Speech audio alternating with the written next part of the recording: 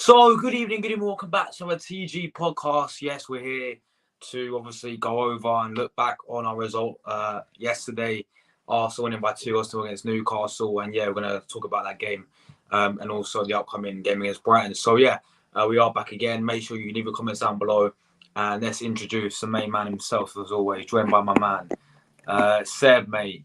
Good evening, welcome back, my friends, and I hope you had a nice weekend, nice bank holiday. How are you doing, man? Yeah, good, thank you. Yeah, great win yesterday. So yeah, happy as can be. Yeah, man, we're going to go all through that today. We beat the Toons yesterday, 2-0, clean sheet. We're going to go all through that today. So, guys, make sure before we do start, as always, you guys know Seb by now, if you're a regular, make sure you follow him on Instagram. Talkcastle FC. He's absolutely flying on there right now. Does post very regularly as well. So I suggest you give him a follow.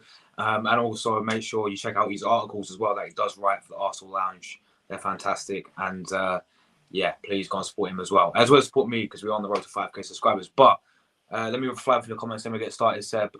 Big up to you, mate. Hope you're well. Hi, Ryan. Hi, Assassin. You're right. Big up to Rory. I did send you a little link on Twitter, my friend, for you to come on the podcast. Yeah, sure. I sent you a link on Twitter. You can come on. Big up Millie as well. Hope you're well. I'm all good, thanks. How are you? And yeah, Seb, let's get right into it, man. Let's get right into it. So, we won again. And it was, before the game, I was very nervous, but especially looking at that team section as well. And I know you said it on the group chat as well. Even you said you was in that confident looking at that lineup because, Arteta changed it around. He bought thank God as well, Gabriel's in the starting lineup. It was a huge doubt that he was not going to make it. He was in there, so that was a big positive for Arsenal. But Jorginho getting a surprising start once again over Thomas Partey for me was a shock. And no Trossard, Seb. Going into the game, before we talk about it, how's you feeling looking at the lineup as well? Yeah, I have to admit, all the way through the build-up of the game and even looking at that team, I was not that confident because obviously Newcastle have done very well this season. They've not lost at home apart from once this season. Well, twice now because of us. So everything was all pointing in the direction that, this could be the final now. This could be another loss, another slip up, and then we wouldn't have any chance of winning the title. But they proved us wrong. They really came out there and they put in a great performance, to be honest. And it definitely looked nervy before we got the goal as they hit the post. And also they got a penalty, which was rightfully overturned. Correct? Yeah. But I thought after that, when we got the goal, I thought we started to take control of the game a little bit more and started to have a bit of accuracy in it. And we should have scored more. I was actually more disappointed that it was only 1-0 going in at half-time because Saka had a chance, Martinelli had a chance, and Odegaard had one just on the stroke at half-time. And then in the second half, they came out quickly and hit the post again. And then once we got that second goal was when we started to control it a bit more. And I also liked the fact that people were saying, why are you time wasting? Especially Newcastle fans. I'm like, isn't this what you did to us when you came to the Emirates and you literally did it for the first minute at 0-0? So I was actually pleased how we managed the game well and we defended properly for a change. And clean sheet as well, sir. Yeah, definitely. That's 13th of the season. And yeah, Ramsdale really good, and Jorginho very good as well. Yeah, Jorginho absolutely bossed the show, and he is the type of player you do need in these type of games because he can slow it down, he can control it, and that's exactly what he did. And obviously, when Tierney came on as well, that also changed things a little bit because as much as I love Zinchenko, he wasn't having a good game at all. He kept giving the ball away, he kept getting out of position. Great player, Zinchenko, but he's really left back, his really proper position because he can't really defend defensively, but going forward and starting an attack, he's brilliant. But yeah, as I say, very good win. Whether it's still going to be influential for our title hopes remains to be seen. I'm sure we'll come on to that in a minute, but I'm just very happy we've got the win and we're still keeping in there and keeping the pressure of Manchester City. 100% agree. Rory, big up, man. How's your hand, by the way? Is your hand better? I can still feel the sprain. Yeah, man. Anyway, I mean, look, at least Arsenal performed. What's your thoughts about the performance, man, and the result in general away to Newcastle? Yeah, it was a professional performance. I did say we would win, but what I didn't expect was a clean sheet, especially when we have been leaking goals recently. And to go to St James's Park and produce that sort of performance, I mean, tells us that this team is not willing to give up. It was a shaky opening 15 minutes. Of course, them hitting the post and the penalty incidents, which I still don't get why we're still having this argument, if I'm being completely honest. It clearly hits Kivior's thigh before it hits his hand. In fact, 100%. It hits his hand. Oh, easily. To be honest, at first I thought it hit his hand, but then Yeah. I look back on it, I was like, that's clearly his leg. I don't know why people were crying sometimes about you just got to watch these things in slow motion. You've got to watch things properly before you can give a proper decision, especially if they get it wrong, like they have done a lot this season. But yeah. I mean, of course, these Newcastle fans as well are crying about the ref, Chris Kavanagh, and that he's the worst referee in the Premier League, which, to be fair, I do agree with. But how on earth can they blame the referee after that result? I really don't get it. Yes, we were time wasting that. Acting like they didn't do the same thing at the Emirates. So go and have a wank in a sock, all right? Because honestly, that's all I've heard for the past 48 hours. It's not been 48 hours. It's been around 24 hours since that went down. Exactly. And they're still going on about it. And to be fair, I like it. I like our game management there because it's about time when we're winning the game, and it's a great opportunity to just run the clock down and just waste time. That's what I like to see. And don't forget, Newcastle were doing it at 0-0 at our place. And we were doing it when we're winning. So we've got a reason to waste time. So, yeah. The first minute at the Emirates. Yes. So, look, I'm proud of the performance. I feel like a lot of the players performed really well yesterday, sorry. Odegaard, especially. All I've wanted from this guy is to grab the game from the scruff of the neck. You get what I'm saying? But when we need him the most, step up. And he has stepped up, in fairness. He managed to get a brace against Chelsea midweek, and he's managed to score a goal against Newcastle. And he just needs a hat-trick now, isn't it? He's waiting for the hat-trick. He's getting so close, man. But he scored 14 goals. It's the same amount of 15. Fabregas, isn't it? 15. Oh, 15. It's more than Fabregas then. Yeah. Like I said, all I've asked for is just to score goals.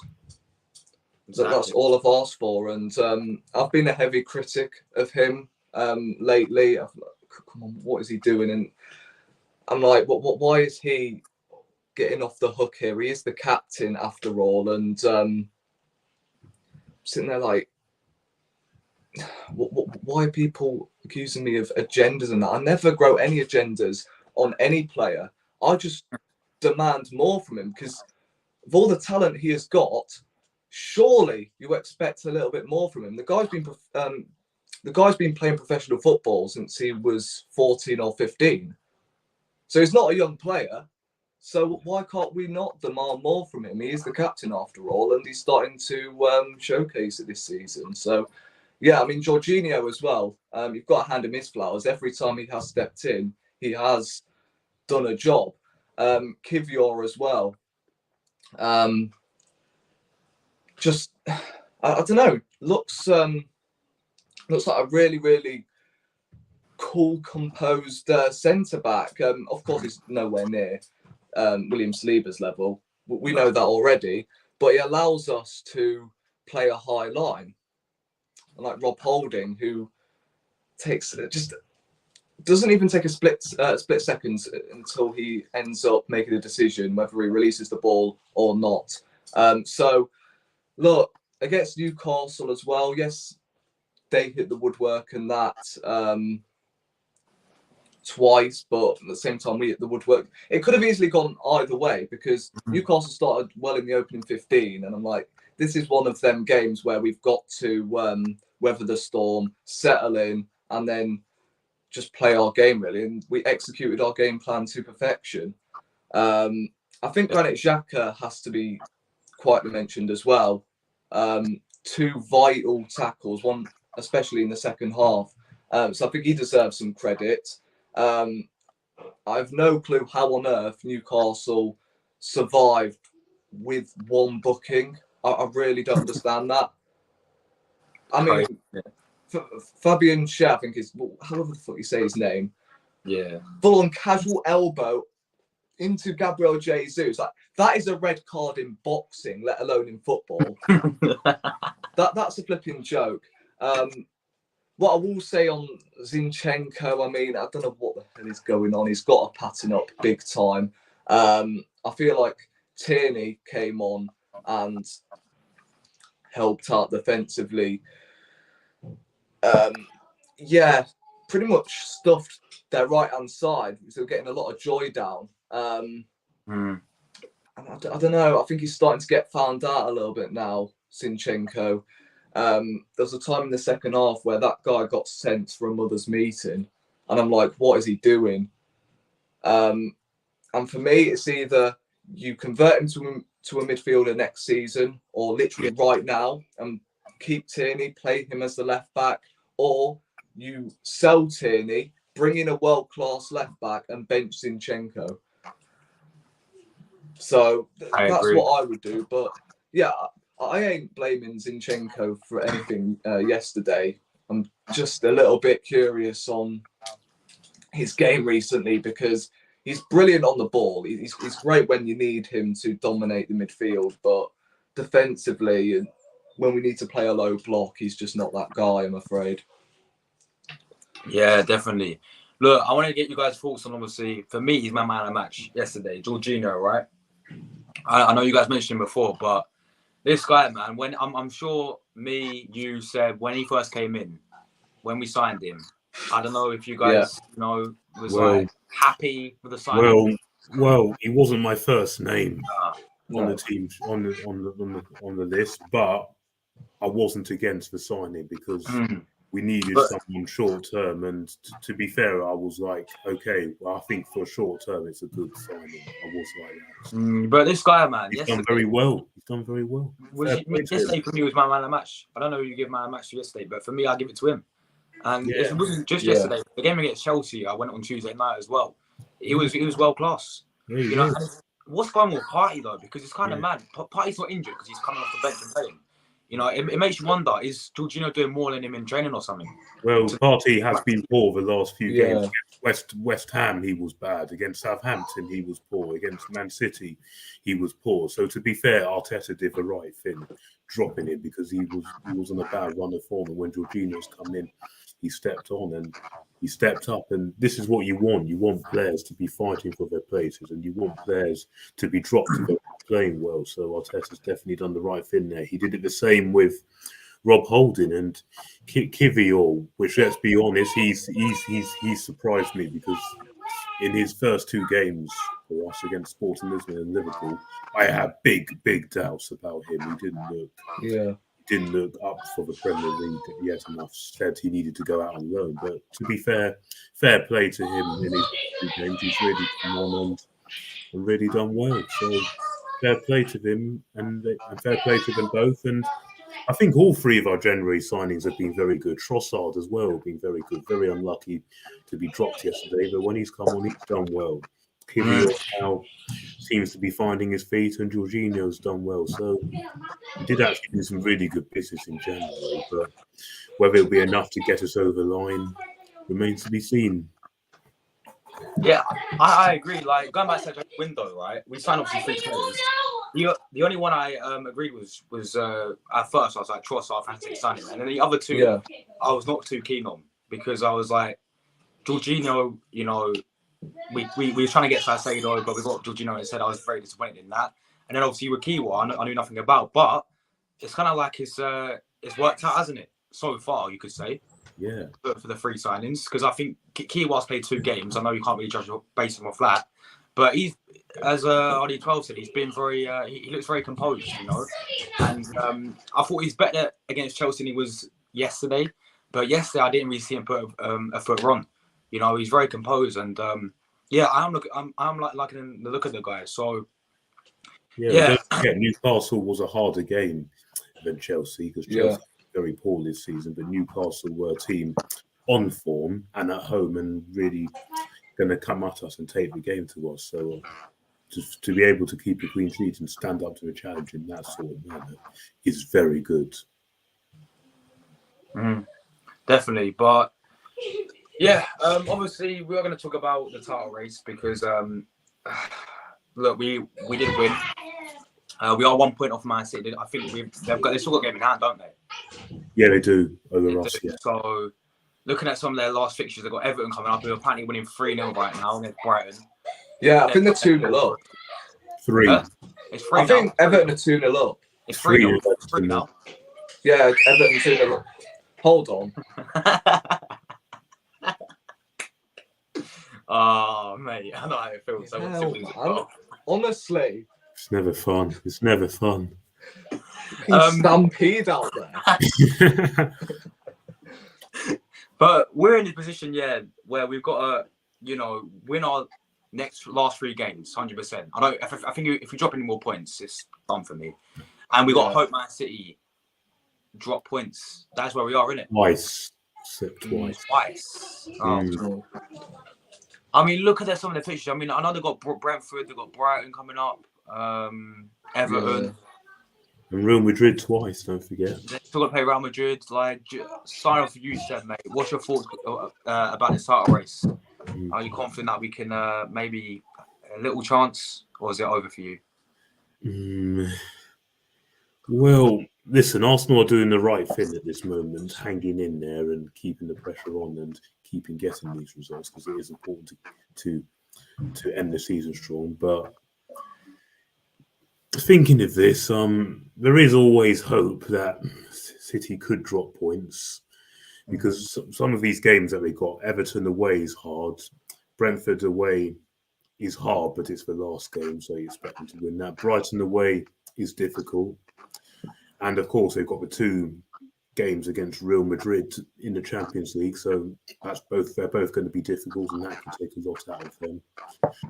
But with the form they're on at the moment, and now what they're doing now is even more annoying. That against Fulham and Leeds, they weren't that great, but they still managed to grind it out. And that's even more annoying. But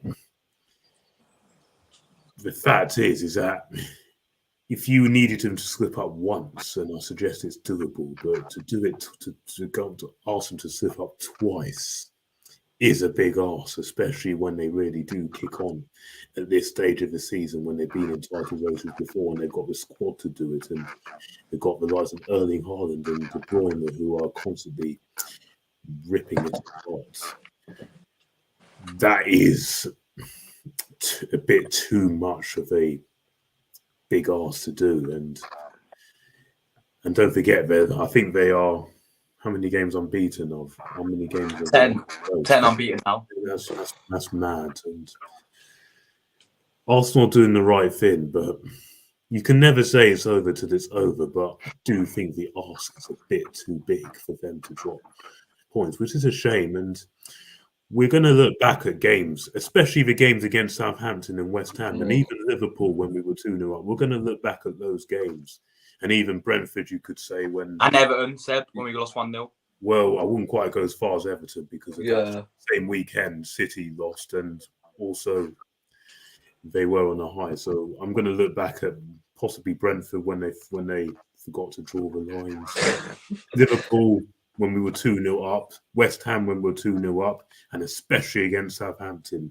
It's those games we're gonna look back on. Not so much the Man City game. It's going to be those 4 games. And I know you get this with every team because you could say the same with City, with Nottingham Forest, and with Everton early in the season when Everton had Frank Lampard. You can say the same about any team, but the thing is, I think it was just that is down really to our complacency in those games, especially Southampton and West Ham.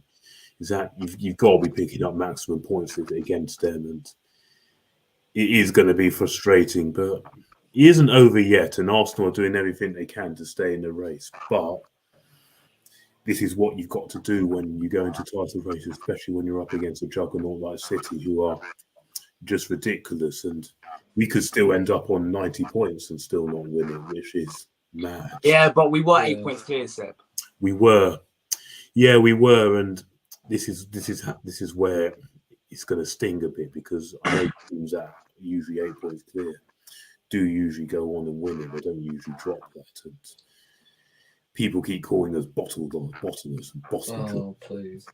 Which is annoying and it's a silly word to use, but you can see where they're coming from on some extent, especially when we didn't beat West Ham and Southampton when we should have done. And even looking back at the Liverpool game when we were 2-0 up, I've gone over that before, but oh dear. By the way, the dream scenario would be for Everton to beat City and for Brighton to take points off City and for us to win our 3 remaining games, which I am confident we are going to win our 3 remaining games. So we've got to hope Man City drop. But it is a big ask, and the chances of that happening we would possibly say are very slim, to be fair. But all Arsenal have to do now is just keep winning our games. And I am confident now we will win all 3 of our remaining games. But it's whether they'll drop points not once but twice, and we need them to lose 1 and draw 1. We can't allow them to draw 2 because they'll still pip us on goal difference. Oh, wow. Also very annoying as well. So if I was to speak from my head, I would say now I think it's over. But what's your thoughts, side 12 on the title race now? I don't know. I've never said that the title race itself is over, but still in Man City's hands, isn't it? I don't know. It's only going to take. I think it's only 6 points for Man City to drop for us to actually start believing again. And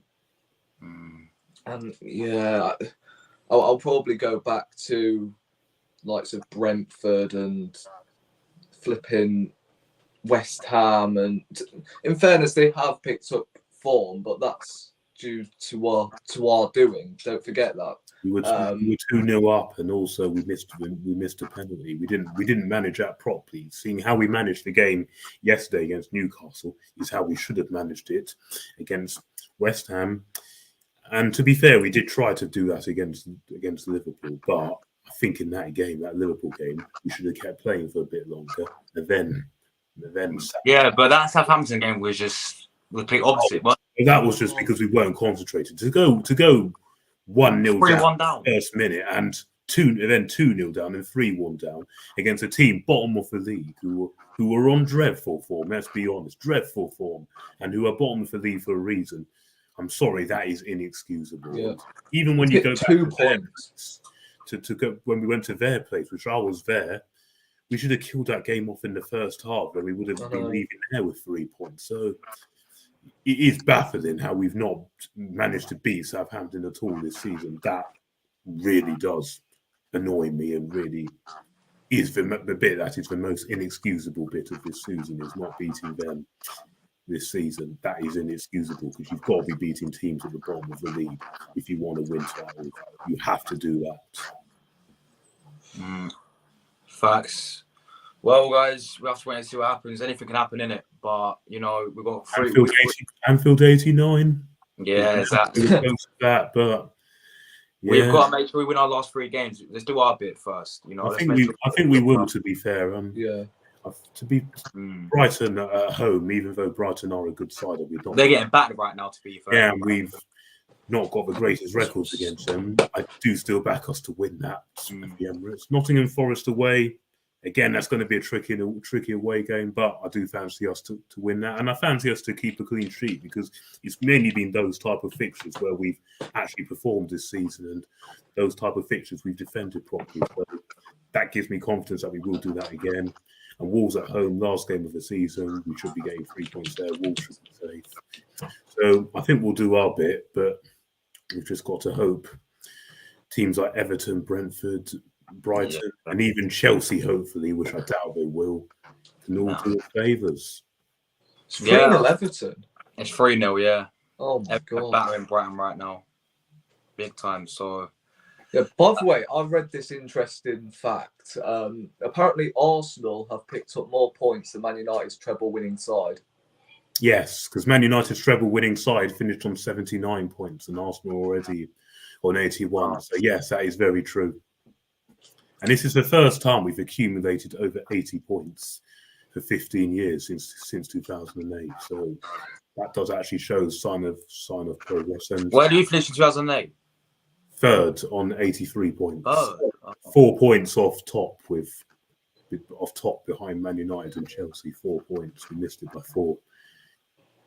And then the Invincibles finished on 90 points. 90.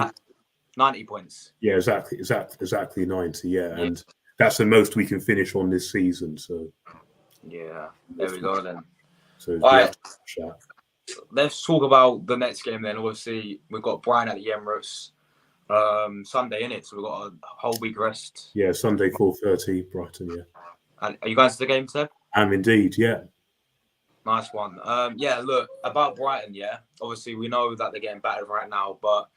Arsenal against Brighton. I know we beat them this season, 4-2. But if you guys remember, Matoma, if you made that 4-3, it could have been another 4-4. Yeah. That game was mad. Yeah, that game was mad. I was at that game as well. We played well in parts of the game. You could see. First half, we completely dominated. Yeah. I think we stopped playing after 60 minutes, but. Yeah, but most of that game was this season at the Emirates. We played them in Carabao Cup. I know it's a different competition, and they battered us, wasn't it? 3-1. Yeah, 3-1. Yeah, we had our C team out, didn't we? Yeah, we had. But only Saliba was our main. Yeah, was our main. They played their B team as well. Most of it, half of it, half and half. Yeah. But last season, go back to that game last season, and it was 2-0, wasn't it? 2-1. 2-1. Yeah, we lost 2-1. Yeah. Was it 2-1? I thought it was 2-0. 2-1. That was in our 3 games with Palace, Brighton, and Southampton, which possibly lost. Who scored our goal then? Odegaard. I was at that game. Was it that one where it took a deflection of Danny Welbeck? Yeah, that was it. I remember now. Yeah. That game.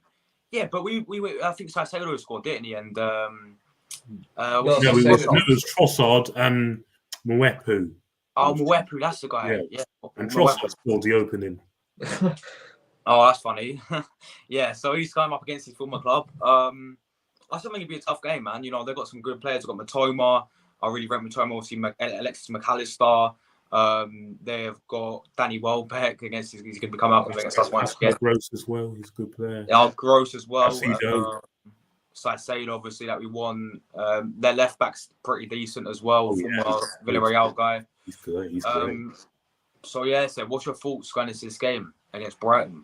Well, now we've won these last 2 games. I am actually feeling very confident that we will go there and pick up the 3 points. But it won't be straightforward. Of course, they're a dangerous side. They've got a good record at the Emirates. They could still possibly be fighting for a European place. So we've got to watch out for them. But as long as we play our game and we played up how we have in the last couple of games, and take it to them at first, take the game to them, defend properly, then I think we should be getting the 3 points. But again, if we want to be winning the league, we cannot afford any slip-ups. But I am fairly confident that we will do something. Our attack is actually very good and it's looking very strong. It's not so much the attack that's a problem. It's keeping them out, it's keeping the goals out. But yeah, I am actually feeling very confident. Brighton are most likely going to lose to Everton tonight, so they'll be wanting a response from that. But yeah, I think we should beat them. But like I said, we've just got to be professional. We've got to play our game, and we've got to take it, and we've got to take every game seriously and do our bit. But yeah, I'm confident for another 3 points. RD12, what's your thoughts about the Brighton game on Sunday? Oh, if there's any game I want to hide from is bloody Brighton. That's oh my god, that is the game that always flipping haunts me. Even though Newcastle in the calendar was the one I was not looking forward to, but the fact it's freaking Brighton. Oh, I don't know. I know we beat them early on in the season, and you don't see a lot of clubs go to Brighton and dispatch 4 goals in like that. It is going to be a very tough game. They've got some really good players. They can score goals on their day. I feel like they just, if they have a striker, I feel like Brighton could get over, I would say, 80 goals in a 38-game season, if you ask me. But they're currently on 62. Yeah, that's what I'm trying to say. I mean, yeah, they are usually spreading out the goals. It's usually their wide players that are doing the business. I mean, Mitoma, March as well is having a great season. I'm pretty sure everybody at Brighton's having a really, really good season. And the thing is with Brighton, say if we were in, I don't know, the top half, then I think we might have. I was sort of deluded there. I don't know, but if we were in the top half, then maybe we might have a chance against Brighton. I'm not saying we don't have a chance. Of course we do, because we are in the top 2 and we already defeated Brighton. But the games I have watched with Brighton this season, they usually don't pick up points against the top half. So that's what I'm saying. Yeah, it's against Man United twice. Yeah, they've also smashed Liverpool. They beat Chelsea as well, of course. Oh yeah. They're a good side, man. Anyone's doing, to be fair, but they are a good side. Yeah, they've done all right against the top 6, which is, I don't know, leaning me against a victory. But how did they do against Tottenham? Did they beat them? No, they lost to Tottenham away. It was that. But they got robbed that game. It was that terrible officiating. Yeah. Yeah, I think they haven't beaten Tottenham this season. So, yeah. Look, I am confident going into this game. But the thing is, Brighton don't tend to concede many goals. And based on what I saw in the reverse fixture, it's another one of them games where we've got to kill it off. Whether it's the first half, second half, just kill it off, or else Brighton, they've proved already they're not a team that that gives up a lot. So, look, again, like I said, we should win, but I mean, I don't know. Yeah, this is the only game I always tend to get nervous about. And again, we'll know. And again, before that game, we'll know if City have got points or not. We'll know because they played just before us. 2 o'clock. Who are they playing? Everton away. Yeah, that's what You never know, because that is in between Real Madrid and also Everton away. Everton will still need for points, and them going there is not necessarily easy. We just have to hope they actually turn up that day. But we'll know regardless what's happened just before we play. So it's important Arsenal respond and keep. Definitely.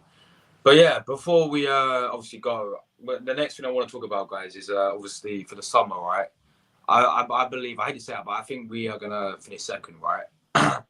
So we're gonna go with the season, no trophies, but next season we will be in the Champions League back again, obviously. And yeah, look, about the summer transfer window, guys. Yeah, what positions do you want Arsenal to go for? Type of players as well that you guys want to see. Seb, start for you, bro.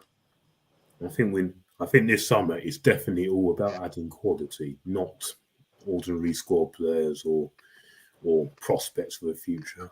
We need to add quality. So we definitely need 2 midfielders, I feel, 2 midfielders.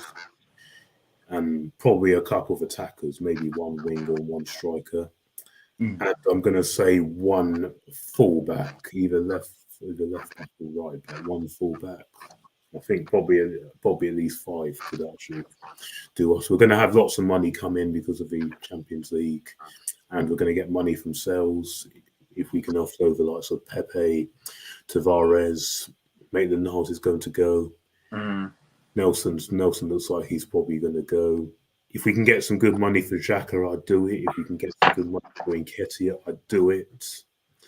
If we can get, I really do want Tierney to stay, but if we can get big money for him, and we need to be playing hardball with him, especially if it is to Newcastle or Man City, we need to make them pay, make it hard for them. Then I guess we'll have to do it. Maybe this could be a time for Rob Holding to move on, and if maybe there's talk Balogun could be moved on. If we can get good money for him, then maybe we might have to sanction it, especially if he does want first team football. I'm really disappointed Patino is likely to go, because I really thought he's going. He was a good player for the future, and this is why I now feel we need two midfielders. So if we can get like a Declan Rice, Moises Caicedo, or a Zubimendi from Sociedad, if we can get at least 2 of those, that would be great. Ideally, I would want Rice and Zubimendi. I think Caicedo is probably a bit too far out of our reach, and he's probably likely to stay at Brighton now. He's just signed a new contract.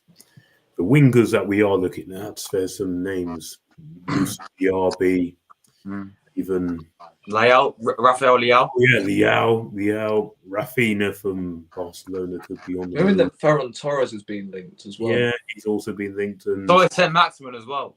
St. Maximin. Oh God. Good for Zaha. If we can get one of them in. Zaha. If we can get one of them in, that would be great. Zaha on a free. One of them in would be great.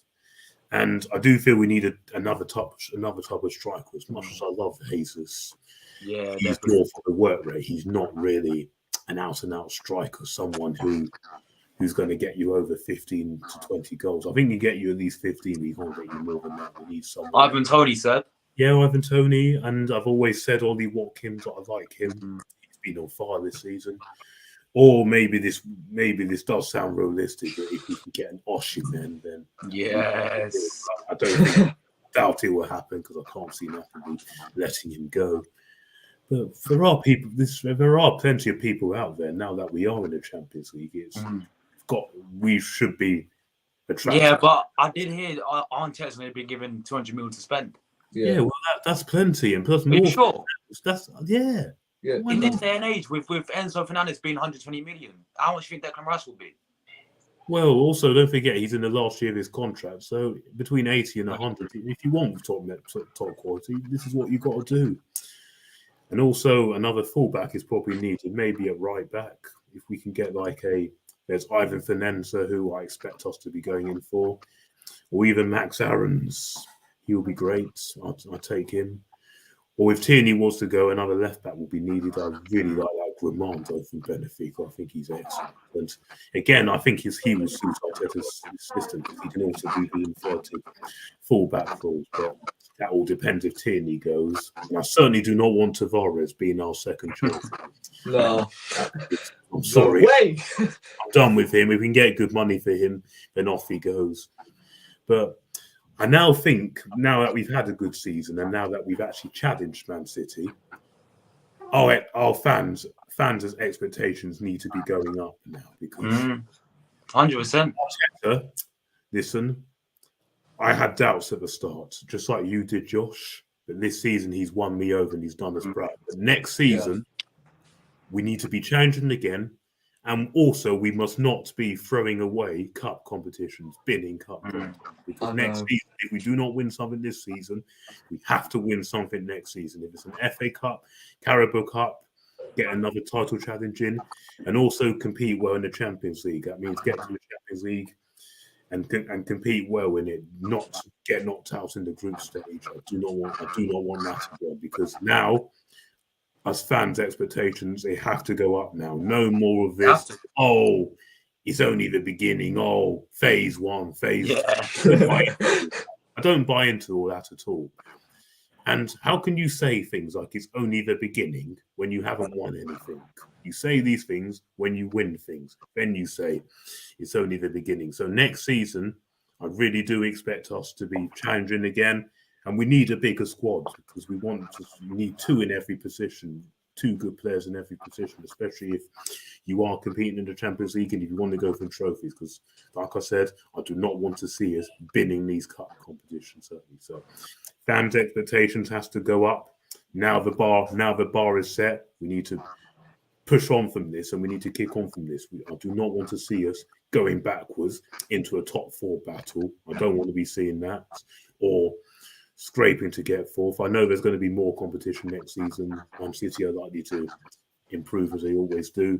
Newcastle, of course, they're going to improve and they're going to be a force next season. Liverpool are likely to come back, so there is going to be more competition there. United probably might come back, might probably kick on. So it's going to be harder next season, but there's no reason why Arsenal can't challenge again if we have a good summer and we sign the right players. But we need to add quality to the squad and we need to win something.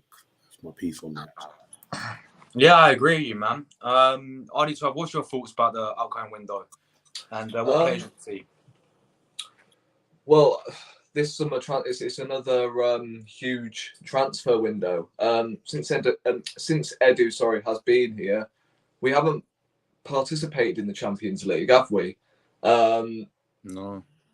So yeah, we're going to have to come into this summer transfer window like a steam train and just put the money on the table. None of this penny pinching bullshit. Just put the money on the table. But like we don't have any excuses now. We have that Champions League money coming in. I really want to see a striker who's 6'5" plus, or I will mention his name later on. I'll probably like to see another right-sided player who can challenge Saka for that position. Because lately Saka has I don't know, burnt out a little bit. He's not looked his usual self. Ever since that penalty, somebody's just unplugged him. So I feel like we need someone like, I don't know, a Diaby to back him up. I would like to see two midfielders in. I mean, Declan Rice, Casado. In fact, if we have the opportunity to buy both of them, go and buy both of them. I believe Declan Rice has got a year left on his contract. We should be spending that sort of money on the midfield. We've been crying out for it. We've always seemed to spend 100+ million on forwards, and that's not even good enough, is it? Because we need a midfielder. We've always wanted a defender because we've had some shoddy defenders over the years. So we should be spending that sort of money on the midfield, especially. Zubimendi, I'm a huge fan of this guy. Like, if we get him, I'll be over the moon. Apparently, Barcelona fans have been very jealous of him lately, and they've been comparing him to the what's his name? Busquets. That's his name. Yeah, he could be, I don't know, a future replacement for Busquets. New centre back, I would say, to back up Saliba. There's Ndika at Frankfurt. Wouldn't mind him. We're also looking at that guy from Crystal Palace. Oh yeah, Mark Guay, innit? Yeah, he's apparently on the short. Yeah, I would take him as well. Mary's definitely going to move on. So. Yeah, that's done. Yeah. I mean, Ivan Toney, in terms of strikers, I would take. Watkins. Who else? Oh, the guy I mentioned on my video. This is very unpopular, but I would take somebody like Firmino at Liverpool. Free transfer. I know he's going to be going either Barcelona or Galatasaray, but in terms of his heading ability... How old is he? I think he's 31. He'd be good for backup. Maybe for short term. I don't think it'd be bad for the short term, just like someone like we did with... Yeah, I mean, he has scored the most headers in Liverpool's history, I think. I think he's surpassed Robbie Fowler, if I'm not mistaken.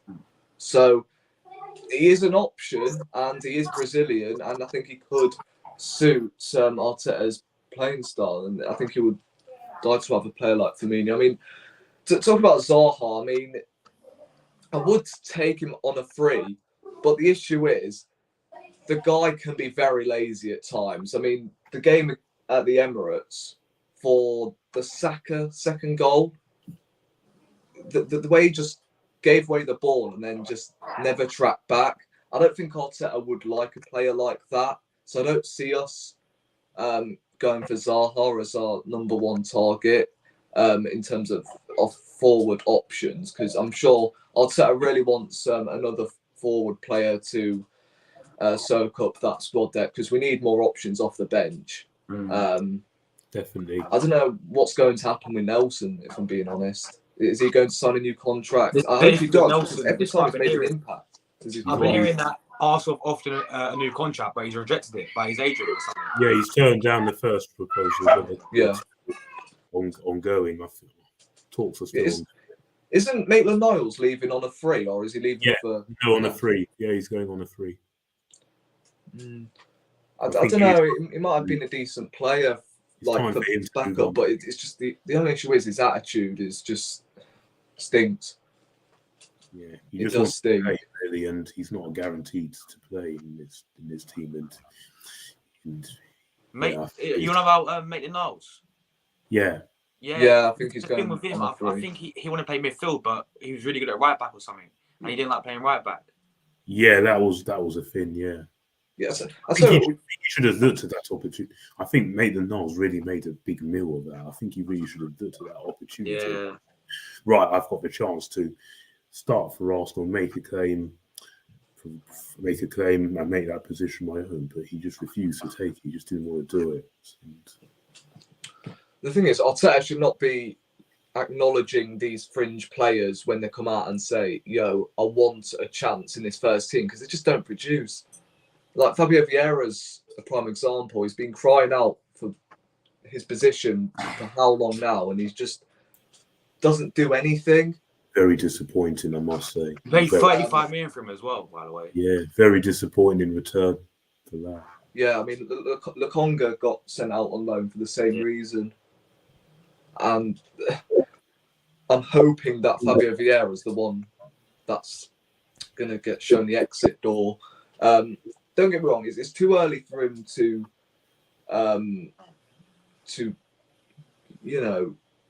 get put on the transfer list.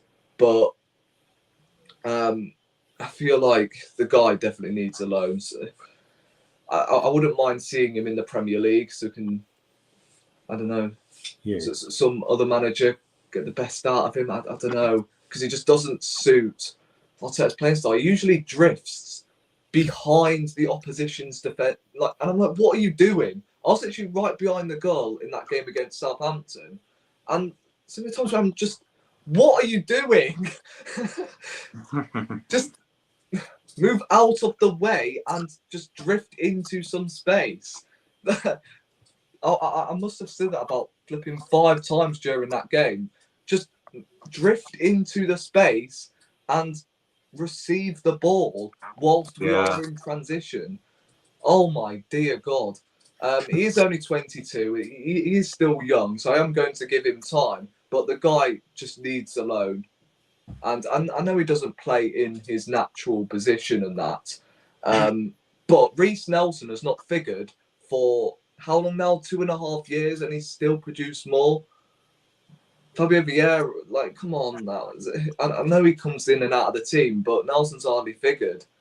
And you see the improvement that Nelson has made so far this season. So, did you guys hear that 8 clubs want Reece Nelson now?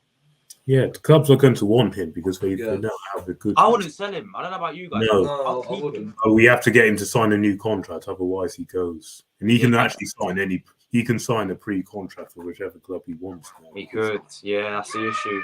And there is that was going to cash in on Granit Xhaka as well. Another one of the senior players. Yeah. To be fair, if we get good money for him, I'd do it because this is the most we're going to get for him. Yeah. It'll give us more funds to go and get those 2 midfielders, like a Declan Rice, like a Zubimendi or Moises Caicedo. So I think it'll be smart business to do it. He's done very well, Xhaka, and been a great servant. But if we can get good money for him, I'll move him on. And also, really, wait, you guys will sell Xhaka? If we get good money for him, yes, we do. And also, there is rumours that Emil Smith-Rowe has been training in this number 8 position. Yeah. That's why I heard about that as well. Yeah, that's why he's not really featured much because they're training him, and he could have a bit more of an important role in the side next season. And which I think is could be a good clever move. So there is also that to think of as well. But yeah, I definitely would do it if we get good money for Xhaka. I would definitely do it. What about bring back Nicolas Pepe, Seb? No. I like him, don't get me wrong. I love Pepe, man. He's a baller. I like him, and I don't think the reason why it hasn't worked out at Arsenal all entirely his fault. I don't think it's been, but you can just tell he doesn't really suit the Premier League, and Mikel Arteta doesn't really like him, and there is still a chance we can get some good money for him. So another winger is an area we could actually do with, especially on the right side, because we can't keep burning out Saka. Because next season in the Champions League, we're going to have 2 games a week. So if you're going to have a game against Liverpool one weekend, then you have a Champions League game against probably Real Madrid, and then you have a weekend game against Man City, that's going to be too much, and it's going to take a lot out of youngsters like Have you seen, talking about that Champions League, have you seen that we're going to be in pot 3? Second. If we don't win the league, Which means we can be in the same group as Real Madrid and Bayern Munich at once. Yeah, that is possible. If Bayern Munich lose the Bundesliga, then they go pot 2. And Real Madrid will lose that league as well, won't they? So that means we could be in the same group as Bayern and Real Madrid, bro. It is possible. I ain't scared of Real Madrid or Bayern. It is possible, but this is why we have to add to the squad, and this is why we have to improve. This is why we have to improve the squad and add quality, so we can compete in the Champions League. Because we do not want to be going back out again and going back down to the Europa League. Oh no! No. By the way, listeners, I'm going to do an article on that this week. Yes. So check out for that. Yes. Doing the Champions League. So. All right, guys. My final question to both of you, is next season, what is your expectations and what's your standards? And if we don't reach the standards, what needs to happen? Start with you, Seb. Title challenge. Yeah. Compete in the Champions League. Yeah. 1 trophy. What if we fail that? Then I'm sorry. Then we have to start asking questions about the manager. We have to start asking questions. Yeah. Then you can say that we're not really kicking on and maybe nothing really has changed, because now what we want to see is progression. We don't want to be seeing us do the same thing or just drop back. We want to be seeing us moving forward, because we've done well this season regardless, but can't really look at it as a successful season if we don't win anything. But next season we need to put that right and actually do things to make sure we do get over the line and we are successful. Yeah, Arnie as well, same question to you, man. What's your expectation next season? Title charge. I will probably say the quarterfinals or semi-finals in Champions League, and then either one of the cups between the Carabao or FA Cup. Yeah. If we get to the semi-finals of the Champions League or further, then yeah, I think we can be proud. But if we get knocked out, just completely blown out of the water in the Champions League, then I'm sorry, but what is the point being in it? Yeah, exactly. Because honestly, we've always had a go at Wenger. Every time in the Champions League, we've always had a go at Kroenke. He always loves to participate in the Champions League because all of the revenue you receive in the champ. Come on now. Yeah. If we get blown out of the water in the Champions League, which I don't think will happen, by the way, I think we will have a good summer transfer window. I mean, Tottenham, to be fair, how bad they've been, they had a pretty good transfer window. Let's be real about it, due to them having Champions League football. So, look, I don't think there's any player in the world who, at the moment, is, I wouldn't say struggling, but who are the AC Milans, the Napolis, the Real Madrids, who aren't willing to come to Arsenal right now. Like, I mean, maybe you should look elsewhere at clubs or players that aren't really. I definitely think players will choose Arsenal over Chelsea, over United, because we are in London as well, back in the Champions League. Chelsea aren't in the Champions League. They aren't in any Europe. I don't think they'll be in any European competition next season. But but Seb, didn't Mudryk choose us and then Chelsea paid the money and he went to Chelsea? Yeah, but he did it for money. We all know how that went. There was no way he did it for. Yeah. No way. And I'm glad it's not working out for him because he's a snake. But, yeah. I mean, I wouldn't call him a flop yet. No, to be fair, I do think he will turn out. Yeah, but do you guys agree that it was right for us to try and lasers at the guy? No. Yeah. No, you mustn't do that. That's you start throwing things onto the player's pitch. No, there is a line. You cannot do that. That's just overstepping the mark. No, you don't condone that. But booing, yes, but not shining lasers or throwing things at the players. No.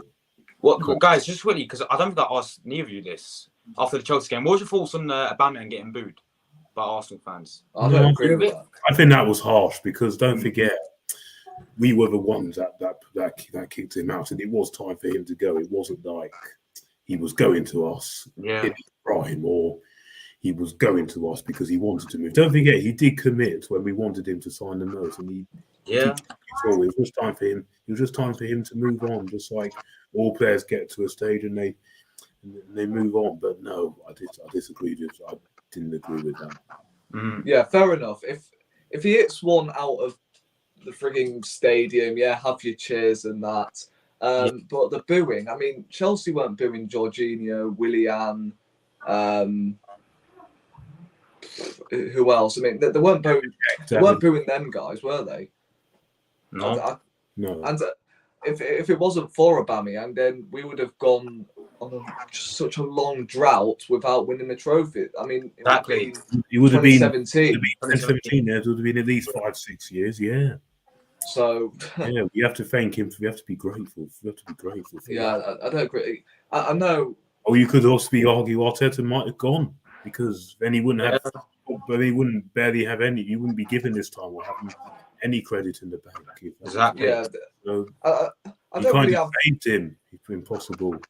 Yeah, facts. Yeah, I don't really have much sympathy for him moving to Chelsea. But again, what the flipping hell is he supposed to do? Like, Barcelona had to get rid of him. He didn't want to leave Barcelona in the first place due to financial fair play and that. Chelsea were the only other option because Tuchel was there. Funnily enough, he got sacked shortly after. I mean, I believe Aubameyang made his debut. The night after, boom, sacked. And then ever since that happened, yeah, Aubameyang's just not featured whatsoever. Didn't Fabregas do the exact same thing though? He went to Barcelona and then to Chelsea, but we don't go for that. Yeah, with that, we actually had a buyback clause to first refusal to try and get Fabregas back, but we said no because we had players like Mesut Ozil and other players in that position, so that was why that happened. Oh, okay. I think that was a mistake. I would have brought him back. Yeah, he wasn't going to retire, was he? Yeah, you can always find room for a player like that, but that's for a different story. But yeah, what are these players actually supposed to do if you do that? What are they supposed to do if their clubs don't want him? Then you don't want him back because I think Fabregas wanted to come back. Yeah. So funny enough, I was watching a thing about you guys. Remember Alexis Sanchez, obviously, right? When he arrived at Man United, his first training session, he hated it. He wanted to go back to Arsenal. Regretted it. Heard about that. I was like, man, I still miss the guy, man. I know you guys got different opinions. Like, do you guys think he's a snake, Alexis? Yes, a little bit because I think he really wanted to join Man City if he wanted to win. They went for money, innit? Yeah, he definitely went to it because Man United weren't doing that much better than us, and they weren't on their way to winning any title. While City, we would have guaranteed to win a title. I think City didn't really want to pay the money that Arsenal wanted at that time. I think that was why it happened. And then obviously we got Mkhitaryan in return, while City weren't willing to give us. Mkhitaryan, unbelievable, man. Oh, well, we replaced Alexis Sanchez with Mkhitaryan. Well, that worked out brilliantly. But that's one of the worst swap deals in Premier League history. Yeah, definitely. Because they both actually went for nothing. He's even Man United ripped up Sanchez's contract when he went to Inter Milan. Yeah, he earned around the same amount of Ozil. Oh my god. Yeah, around the same amount of money as Ozil. Jesus Christ. Yeah. I'm not going to lie. I seriously think Sanchez would have flopped at Arsenal if we gave him 350 a week. I seriously think he would have. But he did the same with Aubameyang, and look what happened to him towards it. Exactly. I think those contracts now players shouldn't be getting because those are just two big contracts. Has Saka signed a new contract yet? It's on the verge of being done. He will sign it. It's not officially done, but it's pretty done. And same with Saliba as well. Yeah, I think that's only a matter of time. But yeah, I think that one you'll probably see maybe come the summer or the start of next season.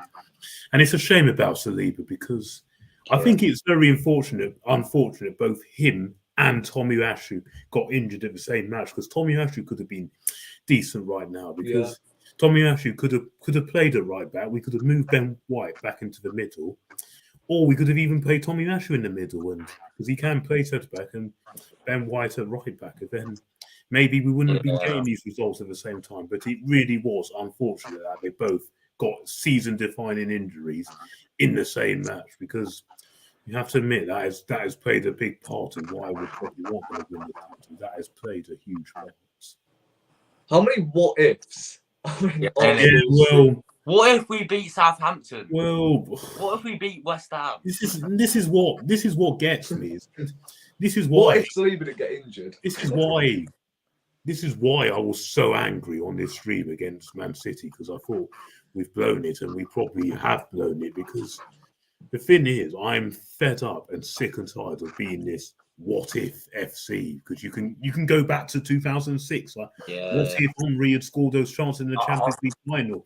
What if in 2008 when William Gallas hadn't messed that season up, or Edrado hadn't broken his leg? What if last season we hadn't messed up top four? We hadn't. You see, this really goes on and on and on, bro. Yeah, and I'm sick and tired. This is what we've become now, and I'm sick and tired of us saying all these things. Oh, it's the hope that kills you. Oh, can't perform when there's pressure, and we've got to get better at this, or we're never going to succeed. And this does mean performing when there's pressure. And the whole club from top to bottom doing their job properly. Because let's be honest, if we don't win anything this season, they have failed. The people have failed. And we can't allow this to go on next season and in the near future, because I am sick and tired of being what if FC, what if, of a hope that kills you, or what could have been. This can't continue, and this is not why we moved stadiums, or this was not why we made all these changes in around the place in the board level or in the manager level. This is not why we did it. We did not move to be this what if FC team. We moved to compete and be one of the very best. And yes, it finally does look like we are competing for the league, but we've got to do the same next season. Now we got the Champions League, and we cannot finish 5th next season with nothing. No. That happens. The process has failed. If that happens, no, definitely not. Absolutely not. And I don't want to be looking back at this as I was saying, 4th was the aim initially. Everyone knows I do not look at it. I do not look at things that way, and I still stand by that now, because things change as the season changes. But it's about adapting to it and doing everything you can to get over that line. And next season, we've got to be better at doing that, because the last 2 seasons, we've not been good at doing that. And it's ultimately cost us big time. Definitely. Anything else, guys, you guys want to bring up before we wrap it up? Or we covered everything? What if Lee Mason didn't draw the line? Don't even get me started that. Oh, my God. Oh, mate. That is mad. No. I swear to God, not just that, by the way, but if we miss out on the title by 1 point, I'm going to go livid. I swear to God. Well, we can look back at that as much as we want, but we've also got to look at ourselves as well. Southampton, West Ham, that wasn't the ref's fault. That was our fault. So we also got to look back at ourselves. But yes, you can also look back at that, but still. I just remember we didn't beat Southampton home or away, did we? No, we didn't. I've covered that earlier. No, we didn't. Do both games. Yeah, both games. I was at both those games. Good. Oh yeah, I remember you went to St Mary's, didn't you? As well. Big game. Yeah. To be fair, the Southampton away, the ref was but True. Again, we had no excuse. Yeah, we should have had a penalty that game, but still, we should have killed that game off in the first half, because we were all over them in that first half. And in the second half, they took over, and this is what happens when the longer we go into games without scoring or without killing the game off. These things come back and bite you, and the game gets much, much harder. Yeah, 100%. But no, guys, wrap up. I'm gonna wrap it up now. Big up, thanks both of you coming on as always. Big up everyone in the chat as always. And before we go, make sure you do follow Seb on Instagram. And Seb, you said you got an article coming out as well. Yeah, this week will be based on Arsenal getting back in the Champions League, and then maybe next week I might do one on my Premier League team of the season, because I'm telling you now, there's going to be quite a lot of Arsenal players in there. Oh, nice, man. Rightly so look out. Better than the one, bloody FIFA did. Oh God. To be fair, that wasn't too bad actually. There was only a couple. There's only a couple positions I changed. At least about three players I changed. But apart from that, most of that is fairly accurate. I feel like Saka and Martinelli were very unlucky to miss out. You were crazy. That was, but you got anything? Okay, go on in. No, we'll cover that for another video. Go on. No, we'll cover that for another video. I was gonna say. Alright then, man. Ollie, Tom, you got anything coming up? Just are you doing a preview or anything? Any lives? I'll probably do a preview for the Brighton game on Friday. So, I mean, I don't know. My schedule is a little bit jumbled up at the moment because I've got exams coming up, so I'm going to have to do something about that. So, there might be less consistency over the course of this week, but I'll still try my best to upload consistently, as I always do. I don't usually do, but I'll try my best to get some videos out there, but it's going to be difficult. It's 4-0 to Everton, by the way. They are absolutely What? destroying Brighton right now. 4-0 to Everton. Wow. That is crazy. I think they're still up. Oh yeah, they'll stay up. Yeah. I don't know what. I hope to the football gods that Brighton defend like they have done today. They did tonight, yeah. At the weekend. Please. Because we need to increase our goal difference, man. Please. Absolutely. Yeah. Absolutely. It's at least 14. Yeah, but it's too big. Oh, what happened to Man United, by the way? I thought West Ham was supposed to be easy. I thought. Oh yeah. Yeah. You see the thing is, then we're 7 points behind their Arsenal. away form as well. You see the thing is, does anyone go on about their away form? No. But when Arsenal did this in Wenger's last season and in the first season, that was like their favourite topic. It's that blue kit, guys. Do you remember that blue kit that we never won a game in? Yeah. That away one.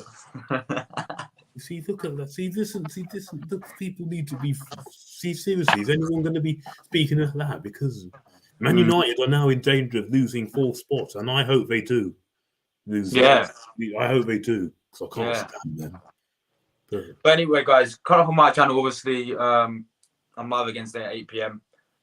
I'll be live every single day, but obviously, I'm in the same boat as Adi. So I've got the actual exams coming up as well. So I'm still going to be uploading every single day, but the consistency will be like 1 a day. So yeah, big up for everyone who watched, guys. Make sure to leave all your thoughts down below, and we'll see you guys for another podcast very soon. Come on, you Gunners. Come on, you Reds. Come on, you Reds. Please drop points, Man City. See you guys later.